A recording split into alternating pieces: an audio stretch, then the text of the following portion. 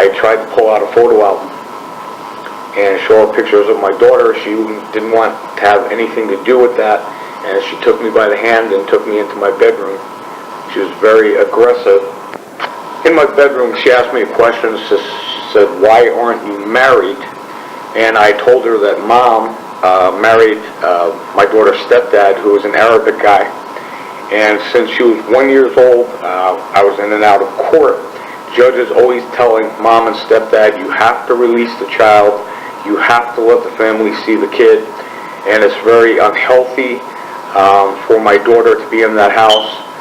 After they got married, the Arabic guy would torture her and not let us speak on the phone. I was constantly in and out of court, enforcing the orders that I already had since 1989. In 1998, Randolph O'Brien, he had it. Mom and stepdad tried to bring my daughter into court, and Randolph O'Brien would not let that happen. They knew they were going to force my daughter to say she didn't want to see my family and I. Instead, Randolph O'Brien said, here's the deal. If the little girl complains to her father that you are doing things to her at the house, and you do not let her go see her father and the family in South Carolina, he comes back to court one more time, you're both going to jail. So this girl that was from the deli that was now at my house in my bedroom, her name was Sandra Altimari. Sandra was listening to me tell her all these things about the court and the West Paterson police constantly going to the house and writing reports, me going back to the judge telling Mom and stepdad that they're going to jail year after year. She needed the complete details since my daughter was 1 year old. A couple days went by. This Sandra Altimari, who was residing at Paterson Street in West Paterson at the time, she had a roommate who was Patti DeStefano. Patti and Sandra called me at my house in Totowa and said they would like to make me dinner and they wanted me to come over. They said, before you come over though, it is very important that you park your car 7 or 8 houses down and across the street. I thought that was strange. I did as they requested. I parked my car way down the street on the other side of the block. I walked to their house, which I think was 39 Paterson. We went in, there was a guy in there. We sat down, we had dinner at the dinner table. And the guy was very rude. He's saying, yeah, we're going to nail these broads after dinner. And I just thought it was really a weird situation. I thought both the girls were very strange. After dinner, Patti DeStefano started removing her clothes and having sex with this guy on the kitchen table. I got up from the kitchen table and I was going to walk out the door and go to my car. On the way out the door, I looked out the picture window of this 39 Paterson and I saw a guy across the street. I believe his name is Agnes. And I said, I know that guy. Our kids played softball together. This Sandra Altimari panicked. She freaked out of her mind. She said, how do you know that guy? It's very important that you tell me. Do you know his wife? I said, I don't know his wife. I said, our kids go to school together and play softball together. At this point, it got this Patti DeStefano's attention. Both the girls wanted to know if I knew the guy's wife. I said, I don't know the guy's wife. I don't know. I'll be right back. And I started leaving again. I went all the way down the street to my car. And she came out and she brought me back to the house and started talking about, do I know this guy's wife? And I said, what's going on with this guy's wife? And she said that she is counting the cars that come in and out of 39 Paterson, the house that they reside in, and that numerous different guys come in and out of the house. So I said, well, what do you mean by that? And they said that Patti and I are running a business out of this house. And I was looking at this girl, and I put 2 and 2 together. I said, well, thanks for dinner. It's really late. It was maybe 8 o'clock. I said, I got to get going. And I started walking to my car again. key in the car. She came out and started threatening me, make sure nobody knows what's going on in this house. And I said, no problem. Then I just went about my way. The woman that she was worried about across the street from the house, her name is Karen Agnes. It turns out that Karen had a suspicion that the girls were running a prostitution business out of the house, and she was counting all the cars and all the guys that would come in and out of the house day and night. Before I left and walked out on this Patti and Sandy, they had told me that this guy Gino Capalbo that she was working for up at the deli, that him and her were very close, and he scratches my back, I scratch his back, and I thought it was just strange that she's telling me that she's very close with this guy, knows all about his finances, and et cetera, and she let me know that they were sleeping with all these different guys that were coming in the house. So I walked out on them. I never looked back. This Gino Capalbo from the deli and this Sandra Altimari had been stalking me all over town, harassing me, making threats, etc., for a couple weeks. This girl Sandra remembered what I told her about the relationship that I had with my daughter. It was very special, and that I had to protect her using the court judges of Paterson, or she would be abused at that house where she was living since she was 3 years old. Mom and stepdad had a history of doing that to her since she was 2 years old. She remembered what I told her and saw it as an opportunity to make money. I was at a nail salon, Jennifer Nails, I believe, and I take my daughter there every couple weeks. I was very involved with the cheerleading in West Paterson. I never missed a game. I never missed anything that my daughter was involved in where I could go and enjoy my bundle of rights. Miss DeRosa, I believe, was the cheerleading coach. I was friendly with her. She always saw me at the games. They would see me at the Jennifer Nails with my daughter. My daughter and I were very involved since she was born, and that's only through the court judges and court enforcing the relationship. Mom and stepdad have to quit interfering with that relationship. So now it stands that if I go back to court, after going to court a million times and mom and stepdad saying they don't care what the judges say and not complying with judges' orders, this Randolph O'Brien said, this is enough of this, and you're both going to jail. I saw this Karen Agnes at the nail salon, and I had an opportunity to speak with her. And she said, hey, was the Cougar yours? I said, yeah, that was mine. I might have made a mistake of parking it in their driveway. They had me move all the way down the street so Karen Agnes couldn't see the car. And I said, Karen, those two girls were too wild for me. What was going on in that house, they were too wild for me. They were nice though. And that's all I said to this Karen Agnes.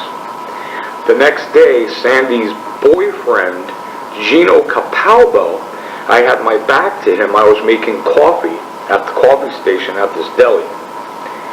Gino came up, he jumped me, expecting me to hit him, and a very dirty man named John DeStefano was getting ready to dial the police on the telephone. It was a setup to get me put in jail.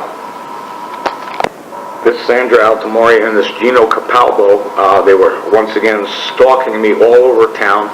They had this Terry DeStefano following me all over town in her car, and anybody that I would talk to, they would need to find out what we talked about. If I was talking about the prostitution business that was being run out of 39 Patron, Gino, Sandra, and this Terry DeStefano would follow me around the deli and make sure I wasn't talking to anyone about the prostitution business. After that, anywhere you would go and you would sit down and talk with somebody just about nothing, somebody would come and sit next to you and listen to your conversation that you're having with the person in front of you. My daughter writes in her website, Danielle Sattel, 1387 WordPress, we're all here together, but there's very little chance we'll interact with one another. She writes, blur out all the rest of the lines, that they are hyper-aggressive gangsters and they dictate what you are going to sing. They tell you what you are going to say. They force you and tell you, this is what you're going to tell people. This is your story. In my daughter's site, like she says, blur out all the rest of the lines. She brings everybody to the agenda and says that teenage girl is a target for marketing.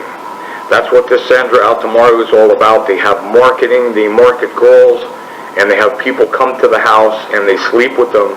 They were targeting my daughter for this. She writes about it in her website.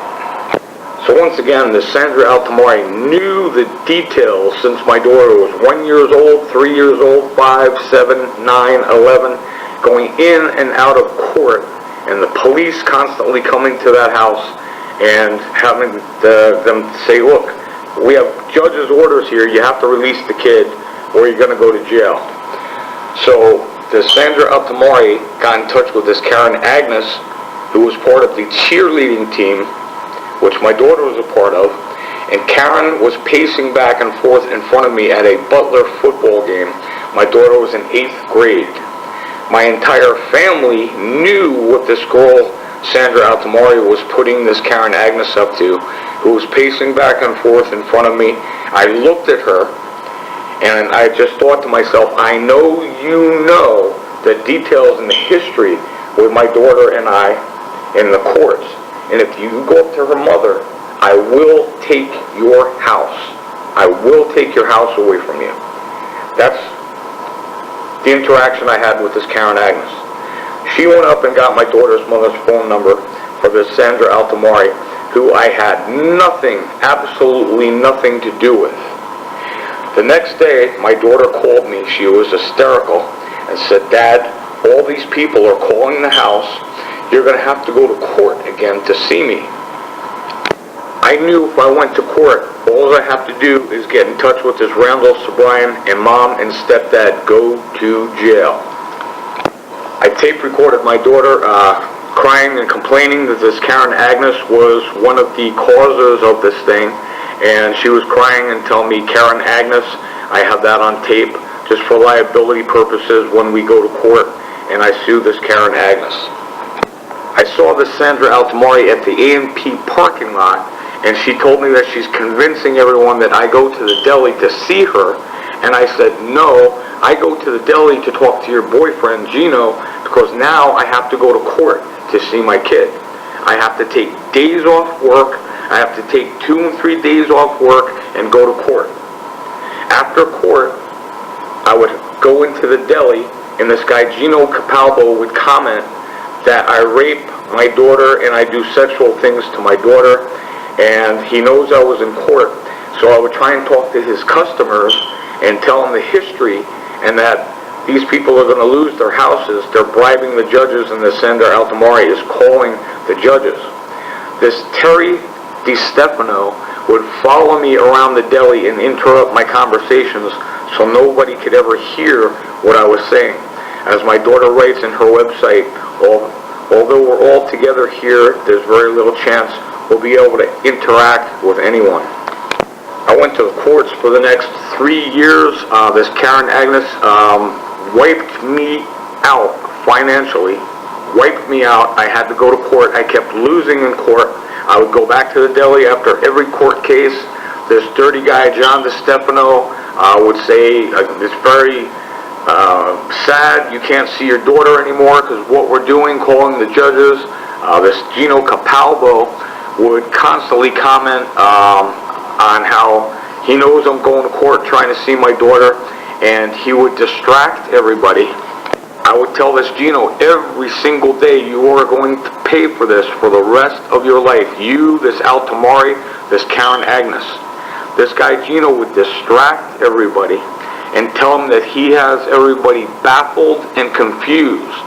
Whatever I would say to him every single day for 5 to 6 years, he would change what I meant and alter the thought. My daughter writes that in her website. They exist in order to say something, and they change what you mean and alter your thought. I would tell this guy, Gino, you tell Karen Agnes, I'm going to take her house. I have to go to court. My boss isn't paying me to go to court. I have to take 2 to 3 days off work a week to go to court for the next 3 years. This Terry DeStefano caught me trying to tell someone that. She started screaming at me at the top of her lungs. They're all involved in something that's called gang stalking, covert harassment. It's in the computer, and it's psychological. Terry said if she catches me talking again, she's going to call the police. The police came. The punk's name was Luker. Luker threatened to arrest me. This would happen. This was an average day at the deli. There's Karen Agnes, John DeStefano, Gino Capalbo, and his girlfriend Sandra Altimari, all calling the judges. This girl Sandra Altimari would call the judges all the time. I had the 98 Randolph Sobrian court orders raised seal in my apartment. This Terry DeStefano would drive past my apartment and stalk me and follow me all over town, so that Sandra Altimari could get in and out of my apartment and steal all those court documents. I would have to go back to Paterson, to the 8th floor at 401 Grand Street, and see Millie and say, look, you guys are stealing this court order. You don't want anyone to know that you're calling the judges, that you're getting paid off, and you're stealing this court order from me. I would have to take a day off work and go and see this Millie, who would tell me Sandra Altimari said not to give you the court order. I would have to go to somebody else and get the raised seal court order. They would constantly steal it. I would go to the detectives at Total Police Department, where Robert Coyle admits he was putting sugar down the tanks in my car, and that the cycle is over now and everything is okay. That is verbatim from Robert Coyle, who had someone following me around Paterson. He says the guy's name is Sean Mitchell. That is on the 3-hour corruption video on YouTube. To this Karen Agnes's house after 3 years of this going to court, not being able to see my daughter, my family in South Carolina all having emotional problems, nervous breakdowns, crying that they'll never be able to see my daughter again. I knocked on Karen Agnes's door. She played stupid with me and pretended she didn't know who I was. I walked in there, I sat down, she sat me down, invited me in, made me a tea. I told her, Karen, since my daughter was 2 years old, etc., etc., etc., the same thing and the only thing that this Sandra Altimari knew about me. So now for liability purposes, when Karen and Agnes and my family get to court and we sue her, I tape recorded that conversation so she knows that when she calls that house that she's giving my daughter all kinds of emotional problems, nervous breakdowns. She knows what she's involved in now. She knows.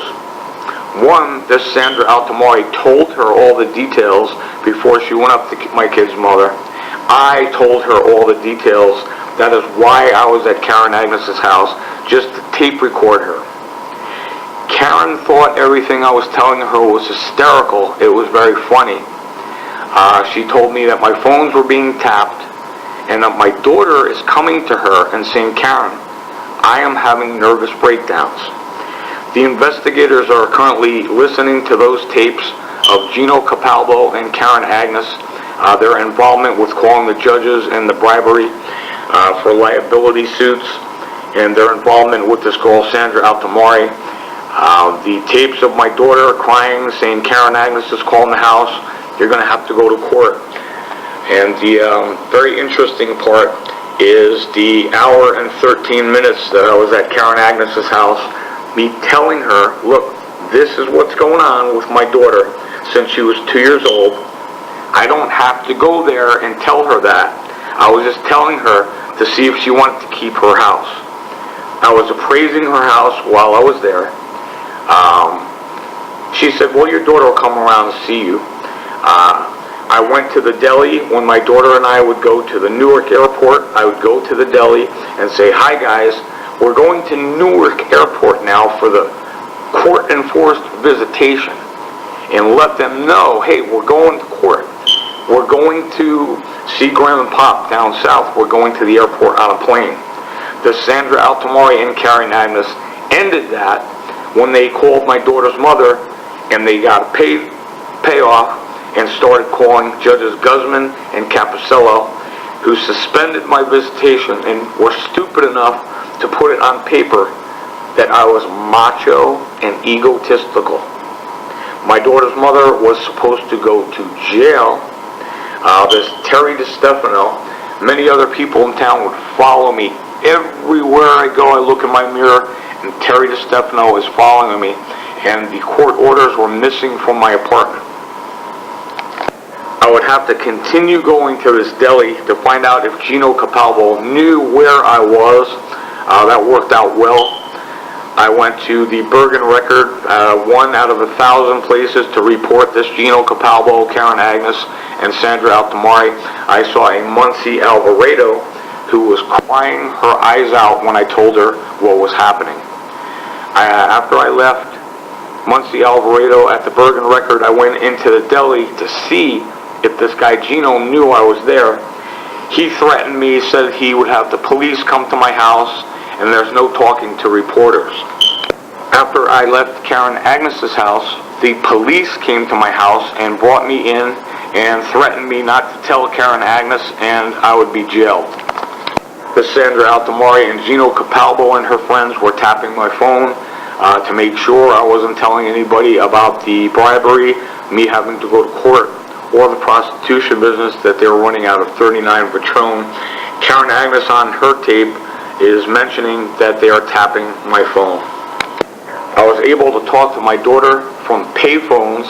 She would be hysterical crying and say that now Karen Agnes and her kids are all going around the school and saying my daughter is crazy.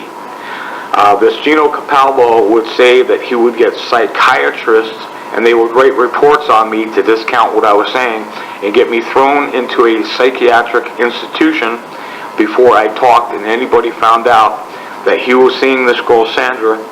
And he would tell me that his wife was becoming very suspicious of him and Sandra's relationship, and I'm not to tell anybody what is happening in court. My daughter would be hysterical. On the payphone, I would talk to her and say Karen Agnes is causing all kinds of trouble, and she was having nervous breakdowns, and her mother would say, well, my daughter's crazy. She just doesn't want to see her dad anymore. They were forcing her to do this since she was 2 years old. For legal purposes, when we get to court, I once again tape recorded me telling this Karen Agnes so she knows what she's involved in. I made it a point never ever to mention this girl Sandra Altimari's name, never bring her up. She was not part of the equation, and this Sandra Altimari told me in the parking lot at A&P that she was distracting everyone to say that I come to the deli to see her, but no one ever figured out, but she's not there.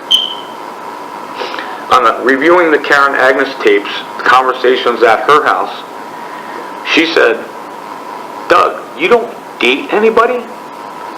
I used to date 3 to 4 girls. Like I said, they're all in competition to go out with me.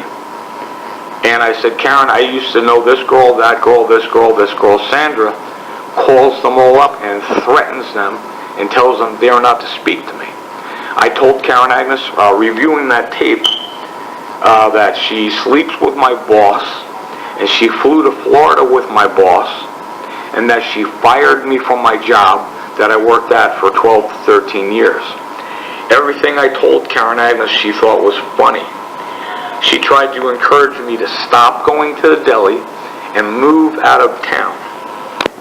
I had to be very disciplined not to mention this girl Sandy's name, that somebody would actually have enough common sense to say, hey, what the heck do you have to do with this girl Sandy? And I would say, I don't understand. I have nothing to do with her. They were running a prostitution business across the street.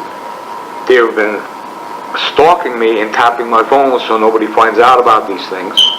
And Karen Agnes wasn't smart enough to start asking me questions. Once again, after I left Karen Agnes's house, the police came and brought me in and threatened to jail me if anybody found out. The next day, I made it a point to go to the deli. This guy, Gino Capalbo, was very excited. He brought me outside the deli. I tape recorded him saying that he knows I was trying to talk to Karen Agnes and that he calls Al and that they are friends. They are going to get the police after me and saying I'm harassing people. That is on tape, and the investigators are currently reviewing all the tapes of Karen Agnes, Terry DeStefano threatening to have me arrested, and Gino Capalbo tapes. If I was this Karen Agnes and she was telling me what I was telling her, I would say to myself, I have enough common sense. I would know I was going to lose my house. Something was very wrong with what was going on. Something's just not right. Karen Agnes, the investigators are amazed at everything I'm telling her. She's just laughing. Once again, my daughter writes that they change what you mean and alter your thought. So, reviewing the tapes 100 times of this Karen Agnes laughing her ass off at everything I'm telling her, she has somebody that does her thinking for her.